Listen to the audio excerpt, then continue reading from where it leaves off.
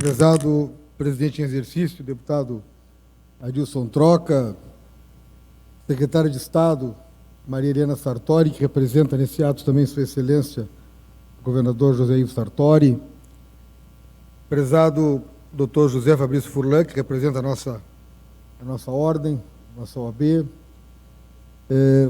doutor Tiago Rodrigo dos Santos, defensor público aqui no nosso Estado, deputadas, deputados, público que nos dá a honra, que eu aproveito e cumprimento nas pessoas, assim, simbolicamente importantes. Do ex-vereador, meu presidente na Câmara de Vereadores, João Mota, a presidente do partido em Cachoeirinha, Esther Ramos, e o secretário de município em Cachoeirinha, Juliano Paz. Cumprimento a todos que estão aqui. Nas primeiras 2 décadas do século XX, nós tínhamos no Brasil uma situação dramática, resultado de praticamente 4 séculos de escravidão, e aquela cultura escravocrata definia que só trabalhava quem não podia viver de outra maneira. Trabalho, na verdade, diminuía a pessoa. Trabalho era coisa de escravo. Para terem uma ideia, no eixo Rio de Janeiro, São Paulo, Minas Gerais, que era o grande eixo político e econômico do Brasil naquele período, nós tínhamos o seguinte cenário na área trabalhista. Os homens, a partir dos 18 anos, trabalhavam mediante salário.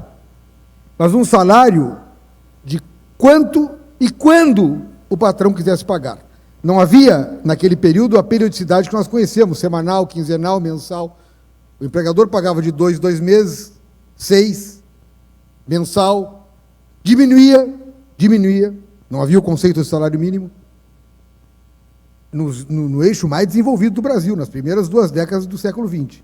Então nós tínhamos ali os homens a partir de 18 anos com salário, as mulheres trabalhavam por um prato, secretária Maria Helena, um prato de comida ao dia, a mulher não tinha salário, um prato de comida ao dia, e também as crianças, da mesma maneira, por um prato de comida ao dia. Aliás, as mulheres trabalhavam até o último dia antes do parto, quando gestantes, e no primeiro dia após o parto, assim que pudessem levantar, trabalhavam também. Este era o cenário das 2 primeiras décadas do século XX no Brasil. O final dos anos 30, início dos anos 40, com Getúlio Vargas na presidência, nós tivemos o advento de 3 grandes institutos. Em 4 anos, de 39 a 43, o Brasil mudou. Foi criado o salário mínimo, a Justiça do Trabalho e a CLT. Em 4 anos. E isto mudou radicalmente a história do nosso país. Para sempre. Vocês imaginem aqui no nosso estado, apenas para dar um exemplo gaúcho, um grande fazendeiro, latifundiário de terras, de uma hora para outra tem que assinar a carteira do peão, pagar hora extra. Aquele peão que para ele era quase como que um escravo. Era ele, era dele. Hora peão tem horário de trabalho, adicional noturno, hora reduzida noturna, adicional de insalubridade, o que é isso? Pois isso veio em 43. Ironicamente, nós estamos próximos a um 1º de maio. Não sei, é sempre ousado colocar o presente como algo definitivo para o passado, mas eu não sei se já houve um 1º de maio nos últimos 74 anos tão triste, tão nefastamente promissor. Parece contradição, mas é isso. É o que promete o ruim. O 1º de maio assusta, porque aquilo que o Fernando Henrique falava, o fim da era Vargas, agora está acontecendo de forma lamentável. Eu vejo as pessoas dizerem e usarem um nome pomposo, flexibilização do direito do trabalho. É a destruição dos direitos dos trabalhadores e das trabalhadoras. Colocar os sindicatos que não têm seus trabalhadores sequer empregados, como é que vão representar uma categoria que não tem trabalho, não tem emprego? Vão negociar o quê? Mas vão dizer o quê?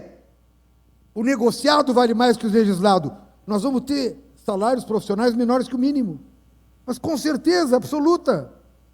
Absoluta. Eu lembro aqui nesse plenário, como já fiz outras vezes, a lição de Lacordaire, no século XIX.